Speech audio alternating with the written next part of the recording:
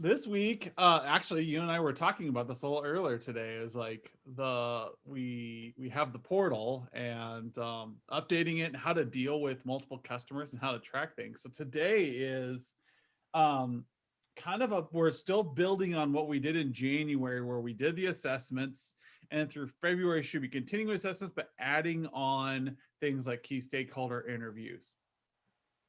And you should be scheduling out some QBRs.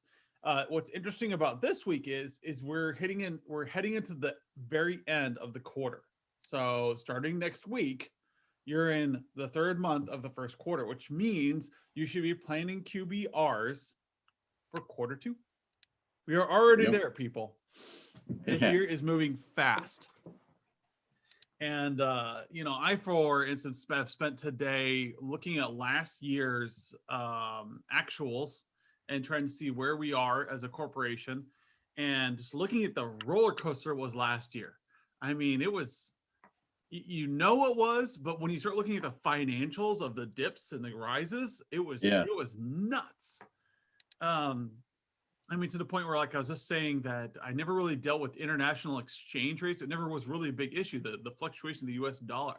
Well, when the US dollar tanked last April, that Yeah. caused some interesting things to happen financially as other dollars stayed strong and some people really dipped. And so we actually had to start accounting for that stuff in our budgets. And so your customers who have international deals have had to do that as well. So last year, like reflecting on the first quarter last year, was absolutely nuts. And now, like right now, I'm planning out budgets for quarter two, and I'm looking at, holy crap, like the amount of stress we went through last year. Can I even use those numbers to predict budgets and projects for quarter two of this year? And my answer while I was working on things was no. I just kind of threw out last year, go to the year previous to it, and use those numbers for what I predict for budgetary items this year. So you have to go back 2 years, people, to get actual projections for this upcoming quarter. So when you're holding your Q2 QBRs, keep that in mind, that you can't look at last year. Last year was a one-off, so you have to look at the year before, unless you're doing a lessons learned. In that case, hit you last year hard.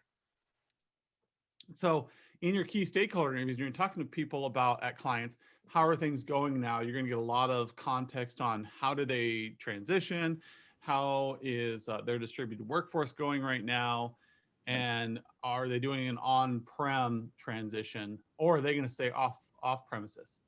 So when you're talking to the key stakeholders, make sure you're getting that context from them. And when you're painting that context, you're going to want to track down what project to do. Now, your project's going to look a little odd this year because last year was so weird. If you're going to do a standard project, go back 2 years. So that's my tip of the week kind of thing is, if you're looking at a lessons learned project, look at last year. If you're looking at a standard project like Active Directory rollout or an Exchange or Office 365 rollout, look at 2 years ago and how that's going to happen. And so to that end, when you do projects, you're going to have to create the deliverables a little differently. And so that's what I wanted to focus on this week was, how do you track deliverables for projects that are unique so that when you're pitching them to your clients, you don't lose track? Skip, do you have any ideas? I'm going to put three on the bus here of where we're Oh going with yeah, this. absolutely. So I queued up a sample report here just so I can Oh, make you're sure ahead of me.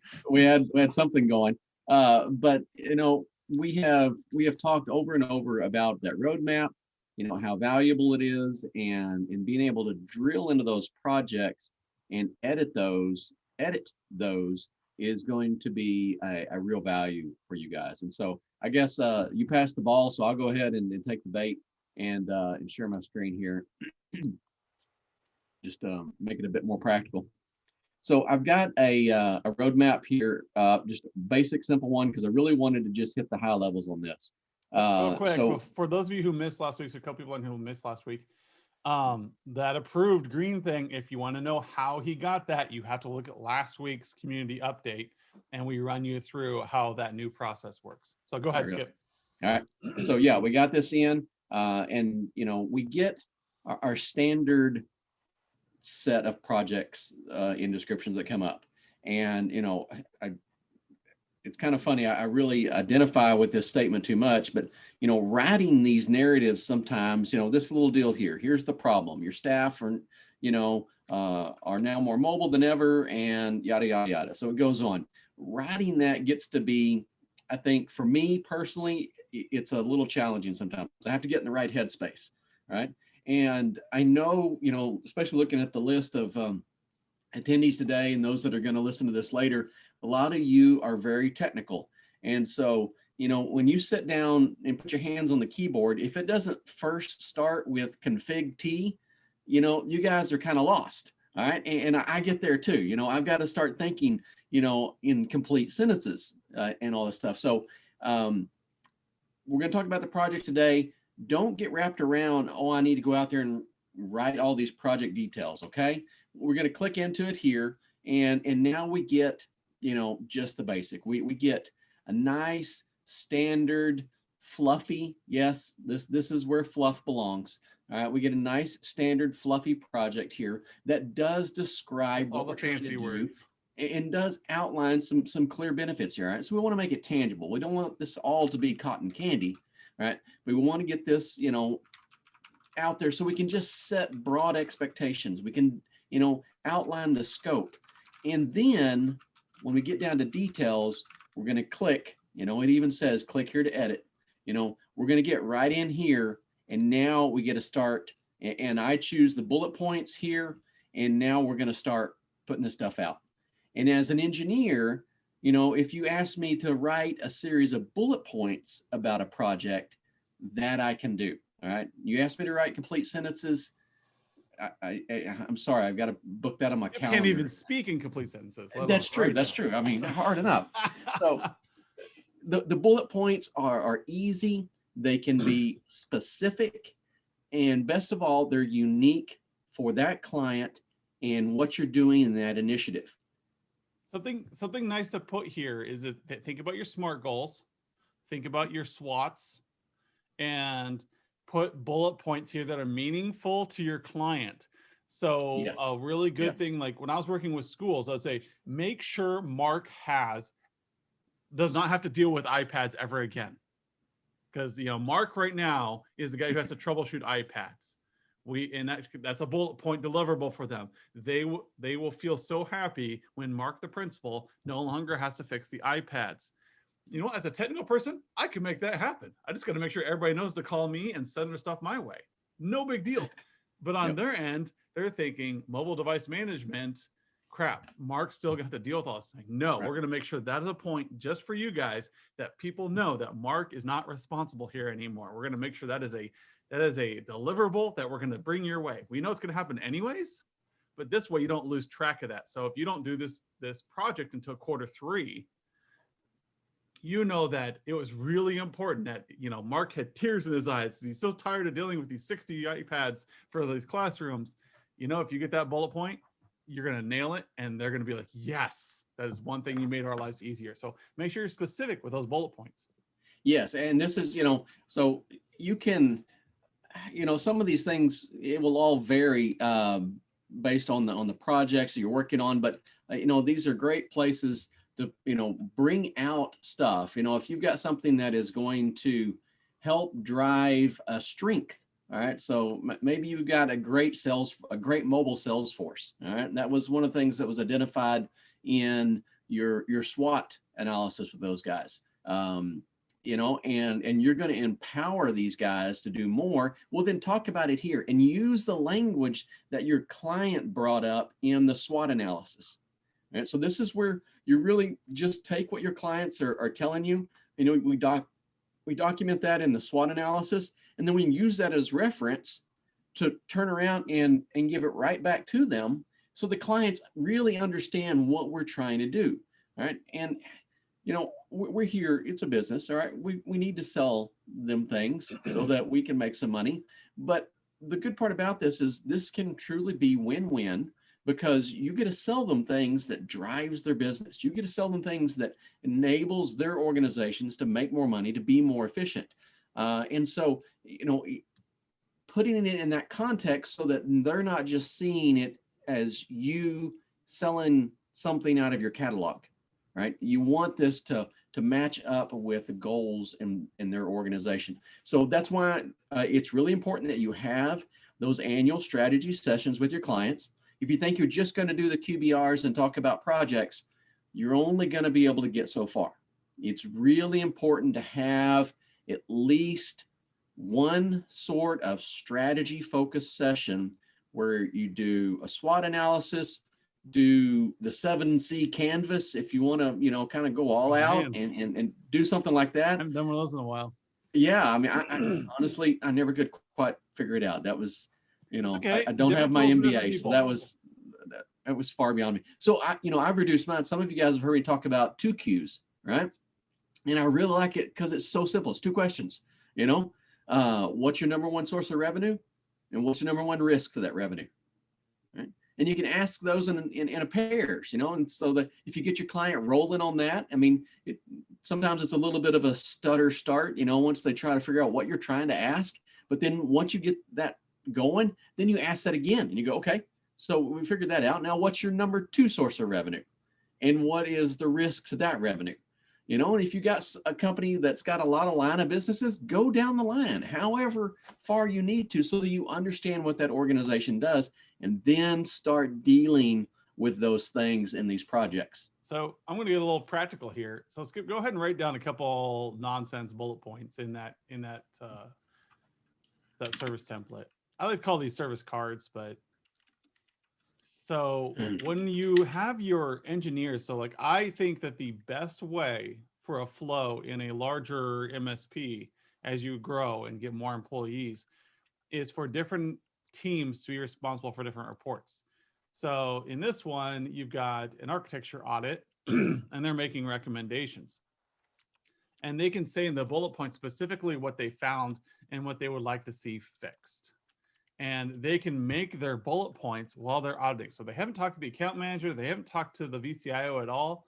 What they're doing right now is they're just evaluating the things that need to be done. This is your crusty old engineer making recommendations on what should be done. And so I'll go ahead and close that, Skip. So he's made his recommendations, he saved it, and then you're back out at the report. And so now go to so he's finished it up. So if you hover over the TSA mobile device management and you click on it again, it opens up and it's saved. Now, what's nice is this is saved everywhere that references this object. So go ahead within the context of that client only. Of that client only. So it didn't change it for all the clients, just for this client. So anytime in any report, so go to a strategic report and pull the same thing up, or go to the project view. Okay. So yeah, I'm going to bounce out of the report altogether and just go to the top level client dashboard. And we jump into the project roadmap here. So now we're seeing all of the projects that are on the books for Joe's Trucks. And here we have our mobile device management. So we jump in here and we can see our deliverables at this point as well. So the beauty of that is your engineer never needs to face the client to make recommendations. So your account manager, your strategist, your VCIO, whoever they are that walks into the client can say, hey, our engineering team evaluated your needs and here's what they came up with. And then you can go down that list and you can add your own bullet points in there saying, hey, while I was talking to them, they really want to make sure that Mark doesn't have to deal with these iPads anymore.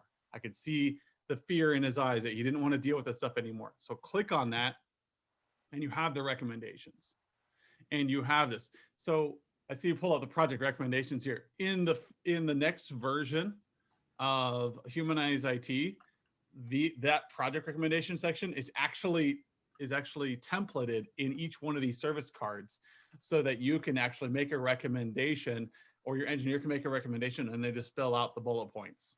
And so I recommend that we do this as part of this project because of this, and it'll solve this problem. And then you as a VCIO can then fill out the business need, when you would like to get it done, put it on the timeline, everybody's happy. And then from then on, for the next year or two, as you come across this project again, all your notes are right there.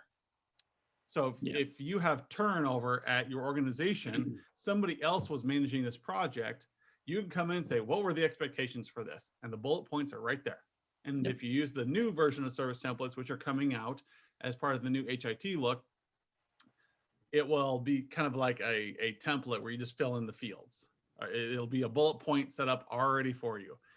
And the idea here is that each of your projects are customized to your client based upon your key stakeholder interviews, based upon any SWOTs you may have had, and based upon the engineering audits of the organization.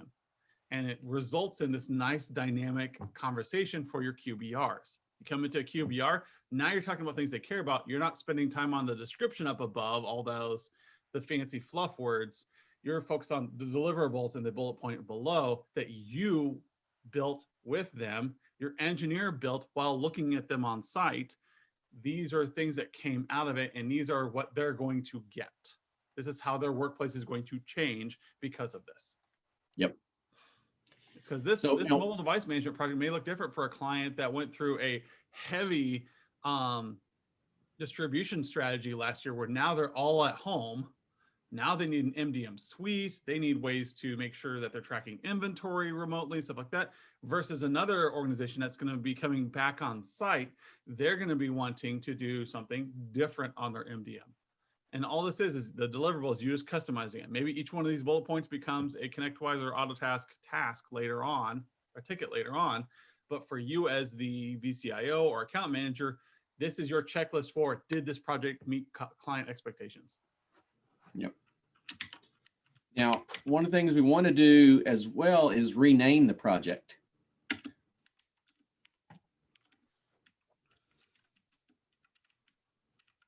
All right, this may be one of the goals that, Joe's Trucks has for the year is, increase sales by 20% or something. All right. So this is, an enabler for that. So let's be bold. Let's step up and say, hey, this is going to enable you guys to increase those 20% sales. You've already realized that your team can't see enough customers to hit the 20% growth. So we're going to roll out mobile solutions that's going to allow them to not travel as much, but still see more clients. So we're going to enable their growth, enable the ability for them to do the sales growth. Put those titles in here. And so as we look through this, now we're not improving a mobile device management project anymore, okay? Mobile device management, what is that? I mean, we know what it is. The clients, it sounds like, techno words, right? But when they look at this and go, oh, we approved a project to enable 20% sales growth. Woohoo, we're all on board for that. Yeah. Right? So yeah, in my example, it was take iPads off of the principal's to-do list.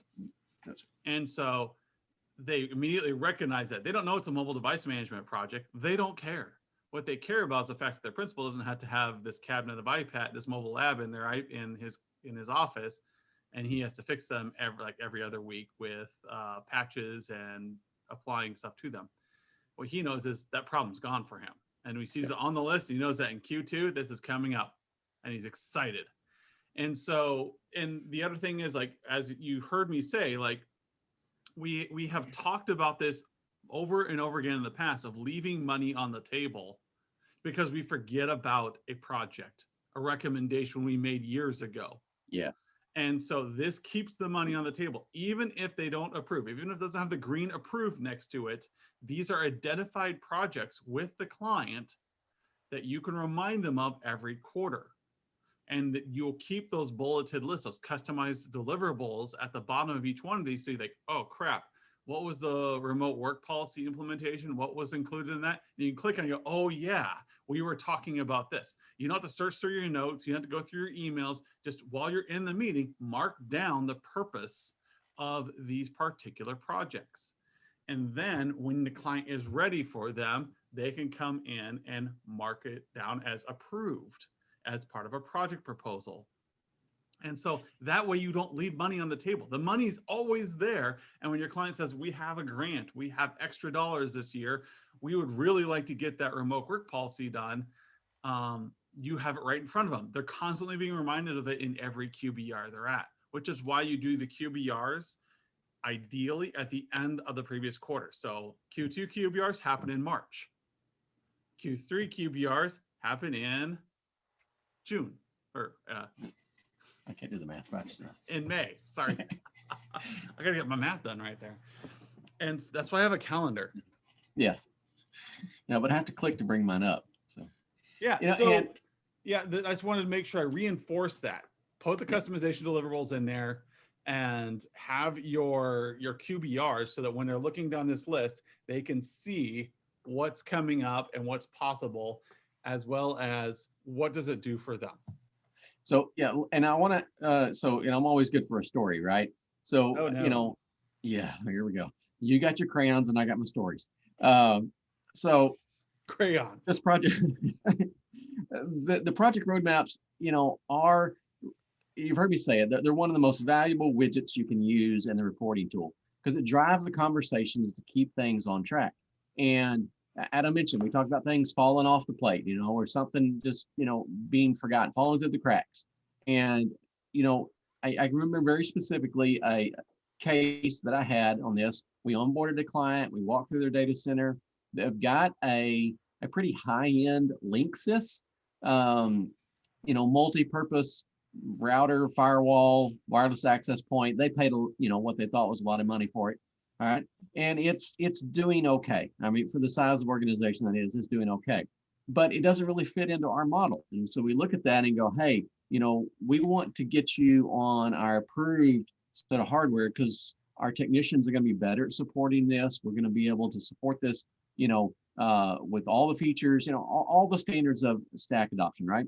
So I have that conversation with the client and he's on board with it. He's like, great, let's do that. I don't mind getting that. I want you guys to take care of us the way you need to, but let's deal with these other things first because they had a few fires that we needed to put out. This wasn't burning, so we just thought, okay, we won't worry about it. Well, time rolls on and it was, I don't know, 2 years, maybe 3 years later, and we've just been letting that thing run in the background. Well, then it hits us. All right, there's a bug in the firmware and it's affecting what they're trying to do. And so now we're scrambling. One, we've spent, I don't know, 3 or 4 hours trying to figure out why we're encountering this problem because, it's just not something we expected. Two, we finally find out, where the culprit is. Now we have to go find, where the solution is in a knowledge base that we're not familiar with. I mean, we're dumping tons of hours into trying to figure this out. And of course, those hours are all covered under the contract, all right? All to get to a project that the client was already okay with doing, just not right then.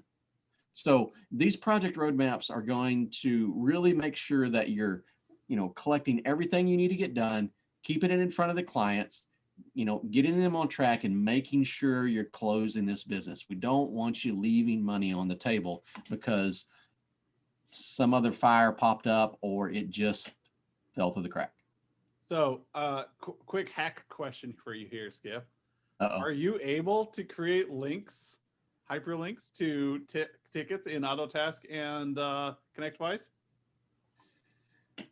Can you link to it? No.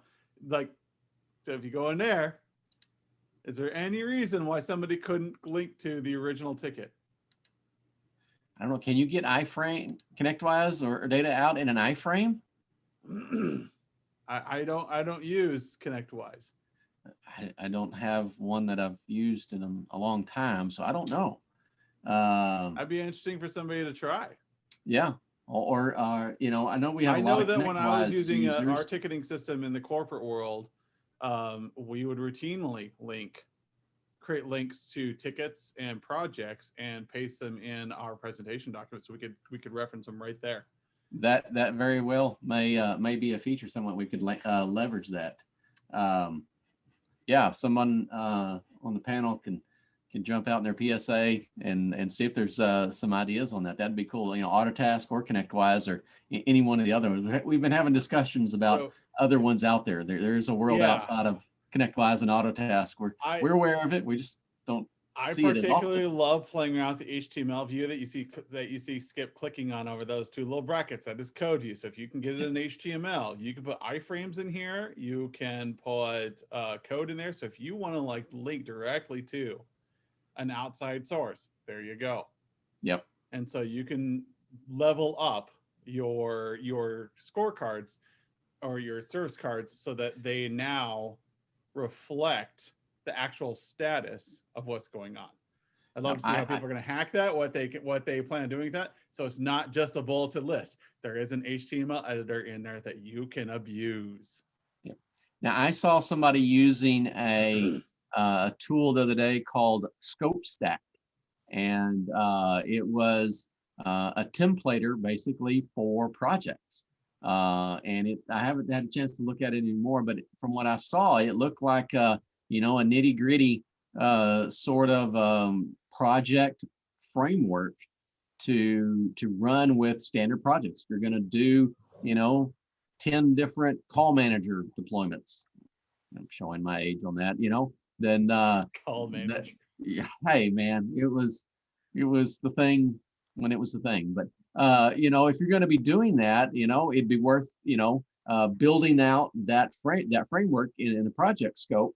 But you don't want to waste the effort, and so there are lots of ways to do it. But maybe you could link to that as well. Yeah, so there are a lot of options with the code view to make this view more dynamic. Yeah, I mean, the reason why I love things like code views, like, so I came from the corporate world, right? I did not come from the MSP world. It was the best of times, is the worst of times. Nice. Call manager. The ticketing systems I use are things like ChangeGear. These are the ones that I got used to using, or I have a lot of experience with call queuing systems, and getting everything to play together in SharePoint was a pain. And what saved us was a lot of these code views where we could actually like create an HTML document and have different frames where we could create a kind of a kludgy dashboard, because there's one thing an IT person is above all, it's lazy. We don't like to click around to 30 different things. We like to have everything in single pane of glass. And so use these kinds of things to your advantage. So when your client is sitting there, you're immediately showing them the value of what's going on. You're showing them immediately why they care about this project. That's what this deliverable list is. It's meant to be customized for your client. It used to be in the old version, like 2-3 versions back of MSPL, this was fixed. You could not edit this. And so there was a deliverable, and there was like a recommended deliverable. So for those of you who remember the Reframe Your Clients days and who remember like the probably 2017 version of MSPL, you could not edit the deliverables. It wasn't until 2020 that they added the edit feature in. And I'm still looking for people to do clever things like put iframes into the deliverable. And I think it's just because a lot of you have gotten so much use out of the projects and stuff that you kind of skipped over the fact that this awesome feature of being able to edit the deliverables can be exploited in some really cool ways.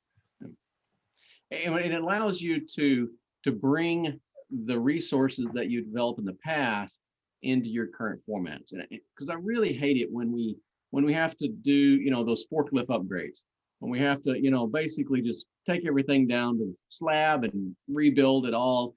That seems like such a waste of time, because I know there's Word documents out there, or sometimes there's spreadsheets that have all this great data, but we all get so tired of trying to manage the Word documents and the spreadsheet mess, and sometimes it's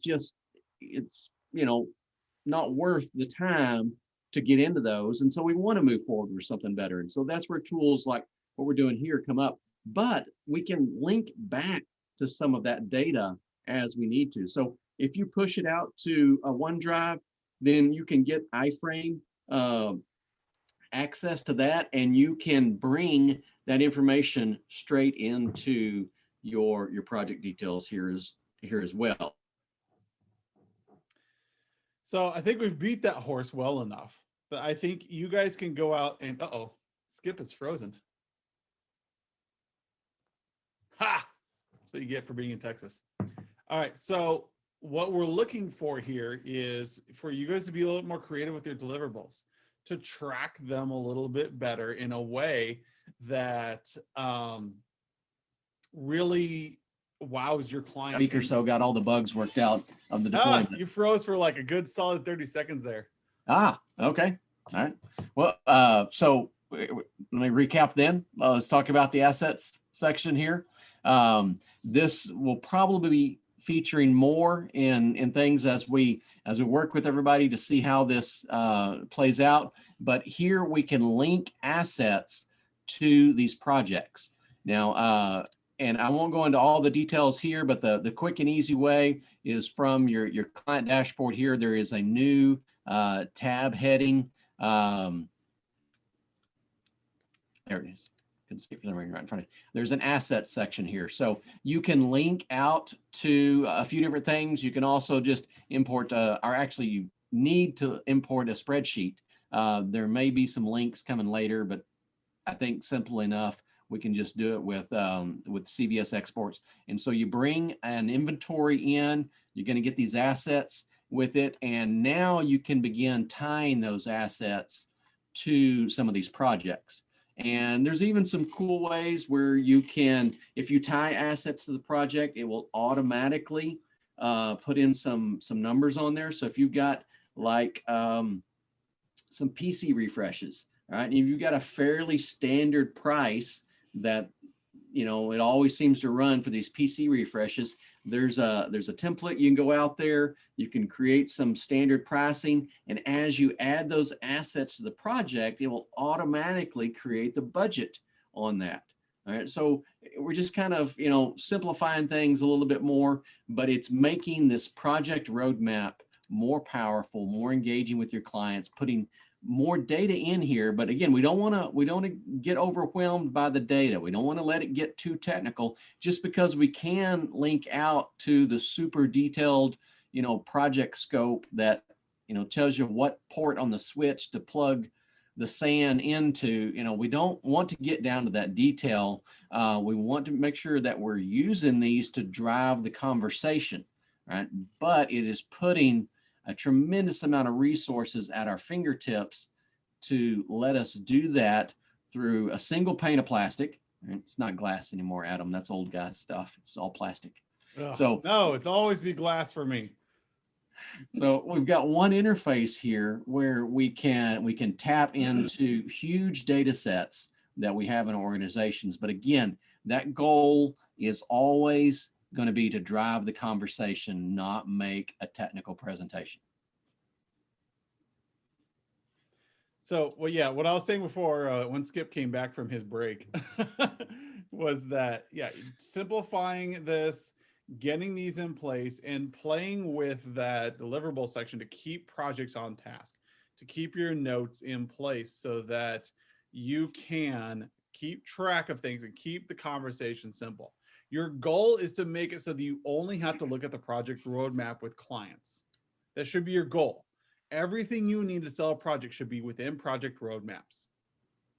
And Yep. so if your engineers are filling out the reports appropriately and adding recommendations in, all you need to look at is a project roadmap with you and your teams. And that is how you move forward. And that's how you make things simple so that you get better buy-in.